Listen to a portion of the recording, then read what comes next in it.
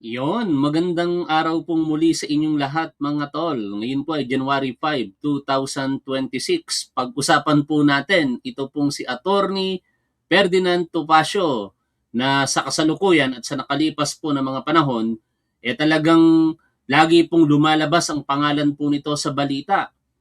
Kasi naman, ang mga kliyente po nito talagang ang mga akusasyon samot-saring seryosong krimen katulad po ni dating kongresista Arnie Tevez. At ngayon naman, mukhang siya po ang abogado nito pong si retired General Romeo Pocis. Pero meron pong payo ang isa ding abogado.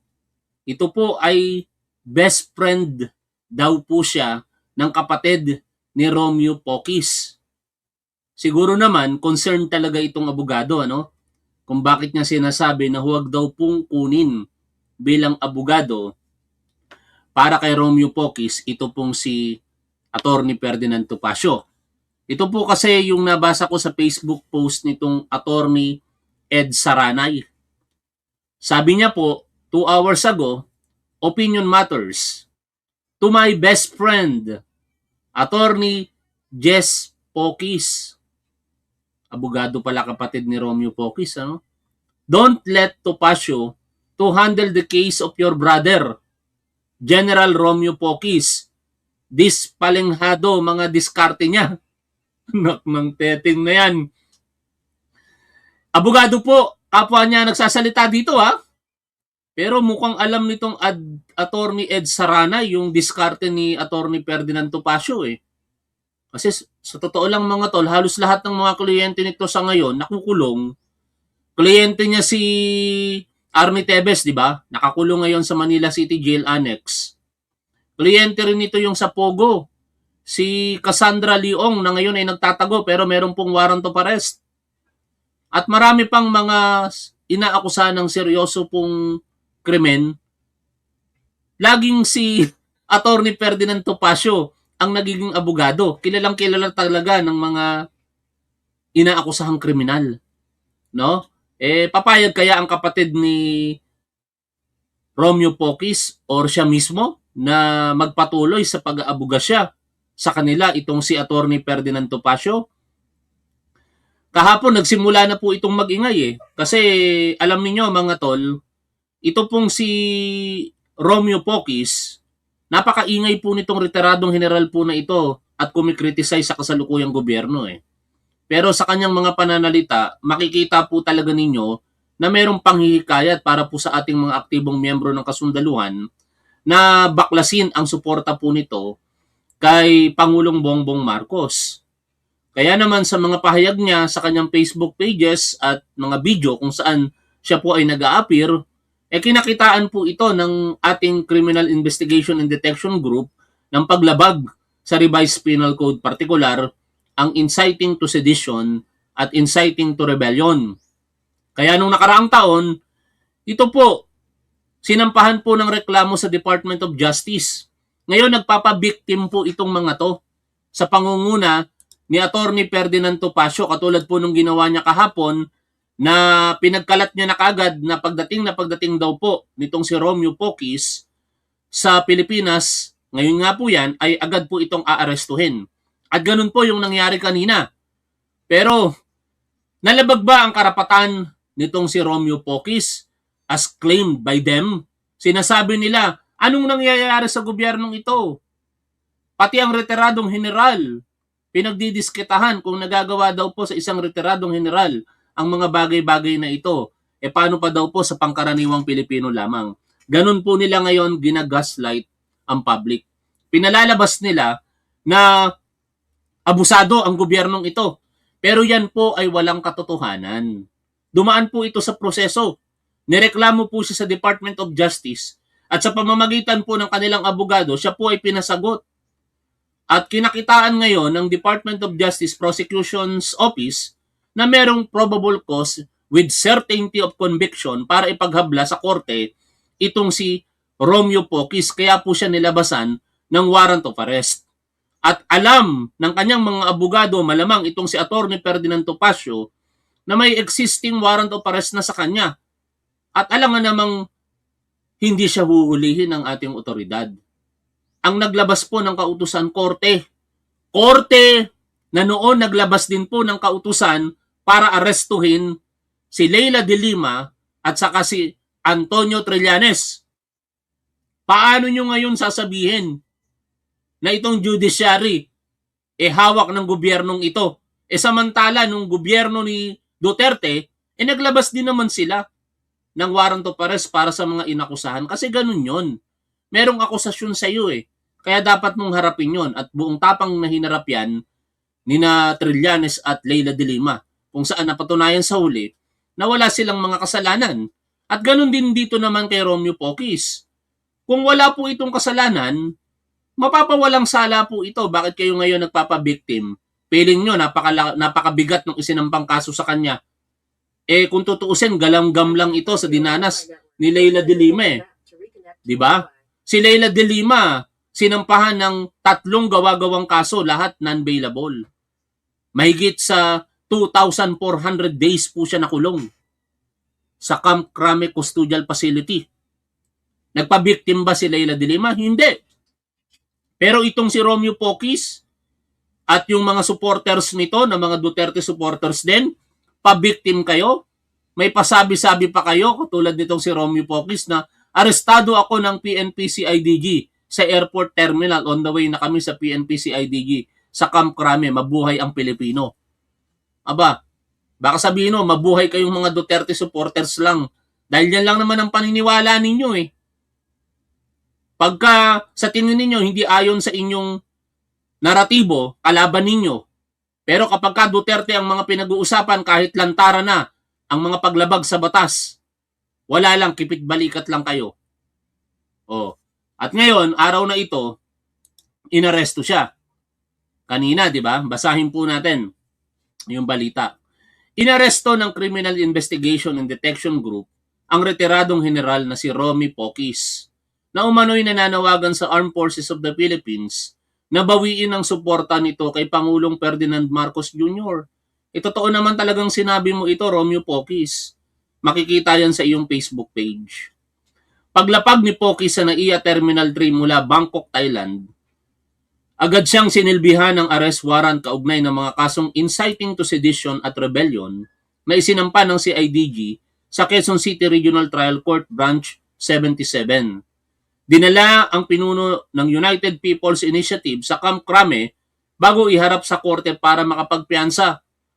Ayon sa kanyang abogado na si Attorney Ferdinand Topacio, umaasa silang makalalaya rin si Poquis ngayong araw. Siyempre, available ito Kaya nga, ewan ko kung bakit kayo nagpapabiktim dito. Available! Makakalaya! Hindi makukulong! Maliban kung mapatunayang kinalaunan na siya ay may kasalanan, siyempre, eventually, makukulong siya. Sa isang pahayag sa media, sarkastikong pinasalamatan ni Topacio si Pangulong Marcos Jr. na anya'y tinupad umano ang pangakong may makukulong. Ngunit, iginiit niyang mga nagpoprotesta raw at hindi mga magnanakaw ang tinutumbok. Walang katotohanan po yan. Si Sara Diskaya nakakulong na. Yung mga DPWH official nakakulong na. Pero siyempre, ang inaantabayanan din natin makulong, yung mga senador at mga kongresista na sangkot dito. Iginiit din ng abogado na tahasang pananakot umano ang naging pahayag ni DILG Secretary John Vic Remulla kaugnay ng planong pagsasampa ng kaso laban sa mga nananawagan ng Marcos resign. Hindi naman kinumpirma o itinanggi ni Topacio ang napaulat na pulong ng mga retiradong general sa pangunguna ni Poquis kay AFP Chief of Staff Romeo Browner noong September 20, isang araw bago ang malawakang anti-corruption rally sa Luneta, Maynila at sa EDSA sa lungsod ng Quezon.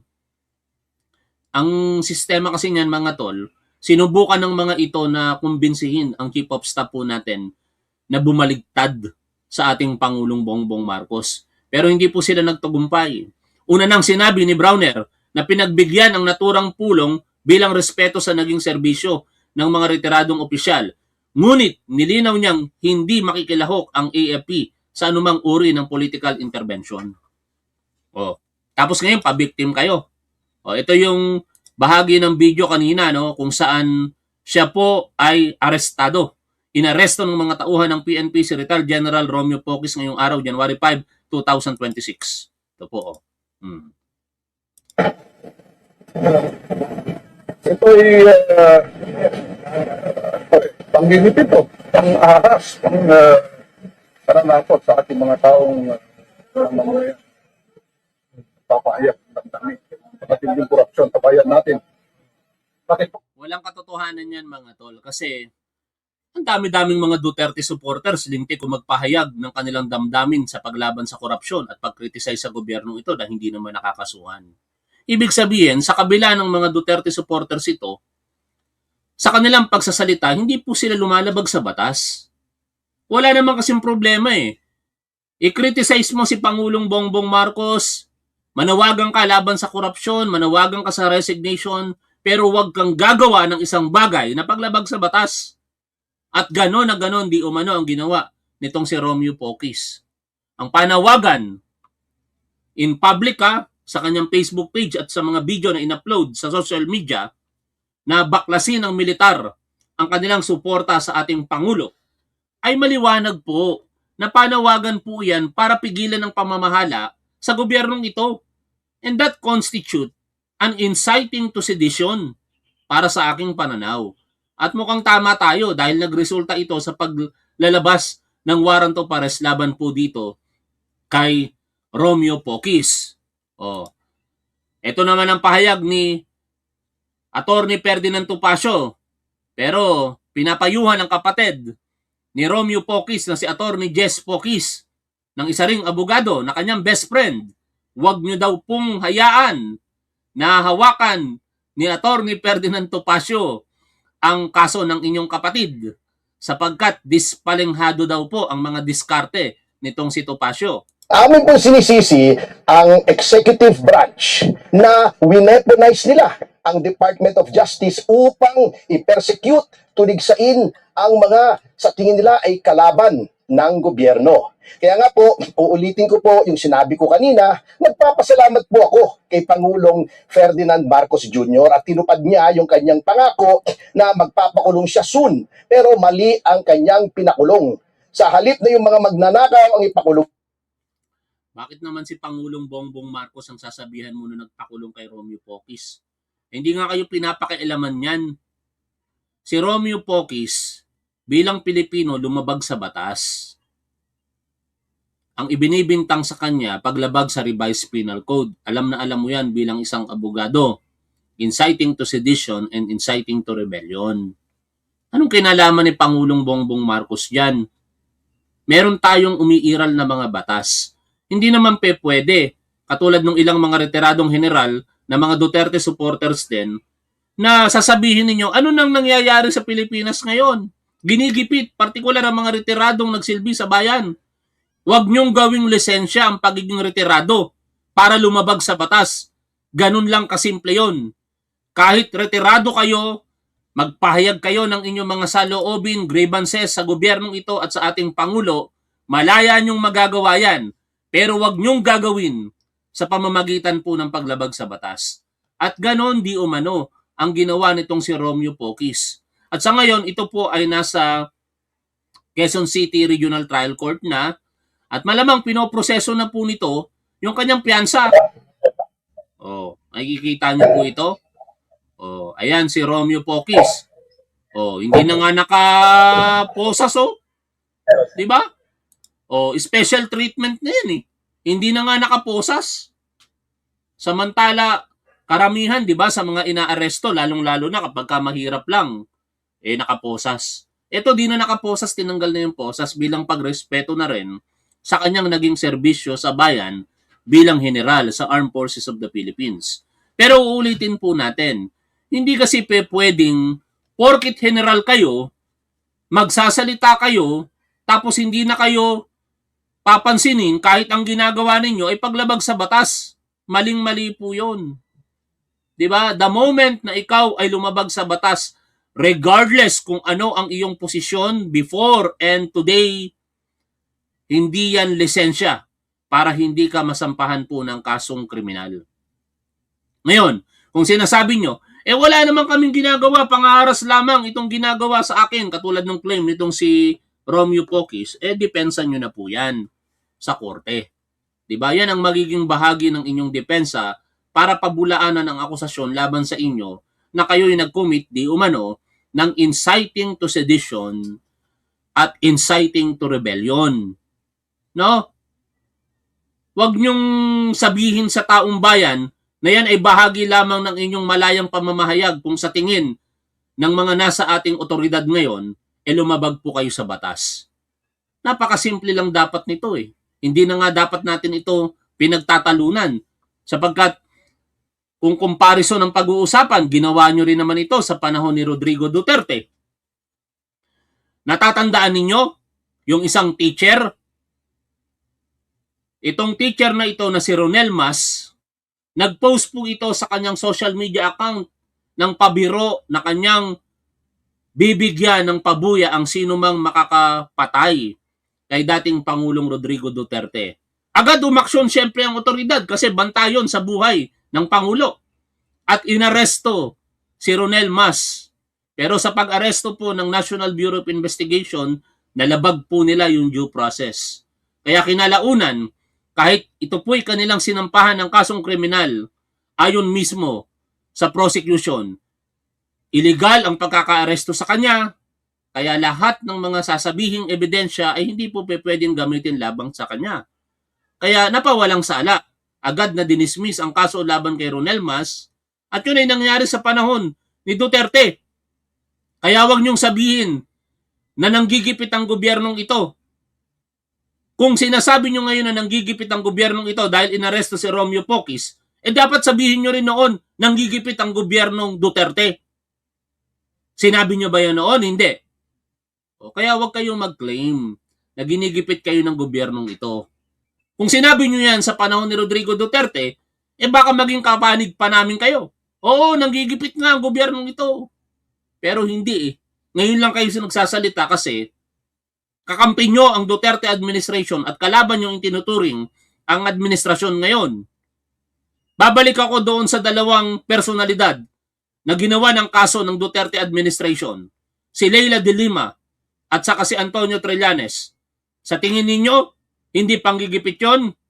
Malinaw na si Leila de Lima, nung siya po ay Secretary of Justice, una, nung siya po ay commissioner or chairman ng Commission on Human Rights.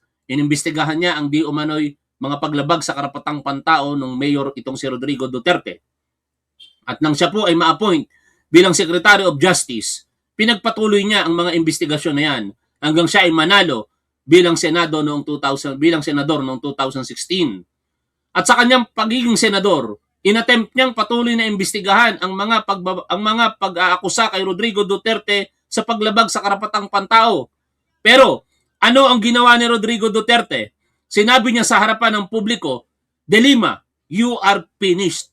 After that statement, kung ano-anong kaso ang isinampa kay Leila de Lima, 3 kasong kriminal ng paglabag sa Republic Act 9165 or the Comprehensive Dangerous Drugs Act of 2002. All of them hindi bailable. Kaya nakulong for more than 6 years itong si Leila de Lima. If I remember it correctly, the detention of Leila de Lima, according to her, lasted for more than 2,445 days. Sana tama yung pagkakaalala ko. Pero one thing is for sure, mahigit sa 2,400 days nakulong si Leila de Lima for those trump-up charges against her. Nagpabiktim ba si Leila de Lima? Hindi. On the other hand, si dating Senador Antonio Trillanes, one of the staunch critics ng Duterte administration and Rodrigo Duterte himself, ano ginawa ni Rodrigo Duterte? Pinagbantaan niya rin si Antonio Trillanes. At sa pagbabanta na yon, agad kumilos sa mga alipores ni Rodrigo Duterte sa pamamagitan mismo ng kilos ni Rodrigo Duterte by way of presidential proclamation, nirevoke niya ang proclamation of amnesty para kay Antonio Trillanes, singling out Antonio Trillanes doon sa iba pang mga binigyan ng amnesty katulad nila Paeldon at ng iba pa nilang mga kasamahan sa naging mutiny nila sa panahon ng Macapagal administration. Sininggle out nila si Antonio Trillanes para lamang muli nilang makasuhan ng kasong rebellion at malabasan ng warrant of arrest at ganun nga ang ginawa nila.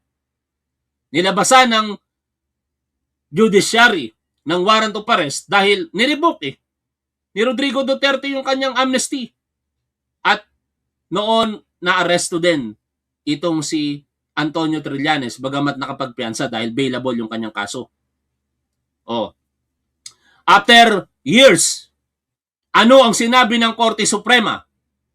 The Supreme Court, kung hindi ako nagkakamali sa pagkakatanda ko, in 2023, declared that the proclamation against Antonio Trillanes by Rodrigo Duterte, removing him from the amnesty program granted sa mga nagmutiny noong 2007 o panahon ng panunungkulan nitong si Gloria Macapagal Arroyo, ay unconstitutional for 4 grounds.